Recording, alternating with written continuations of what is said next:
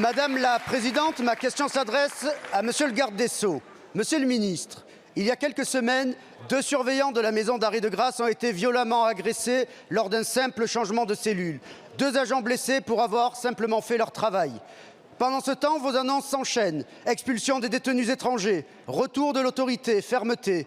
Mais la réalité est bien différente. Sur le terrain, c'est l'abandon. Je me suis rendu à 3 reprises à la maison d'arrêt de Grasse. À 3 reprises, les agents m'ont dit la même chose. Manque de moyens, manque de reconnaissance et surtout une ultra-violence qui monte chaque jour.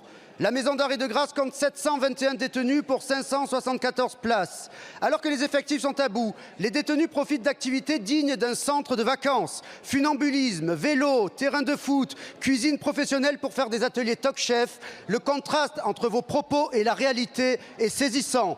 Pendant que les détenus cuisinent ou jouent au foot, les surveillants, eux, disposent d'une salle de repos avec une serviette en guise de rideau et un micro-ondes qui ne fonctionne pas. Le comble, 5 détenus ont récemment bénéficié d'une sortie au parc national du Mercantour avec une nuit dans un gîte encadré par seulement 3 surveillants. 3 agents mobilisés à l'extérieur ont surveillé 5 détenus ultra-violents. Et tout cela pendant que des millions de Français n'ont même pas les moyens de s'offrir une telle escapade. La suite, hélas, est déjà écrite. 27 surveillants vont partir en juillet sans aucun remplacement prévu. À Grasse comme ailleurs, la situation devient ingérable.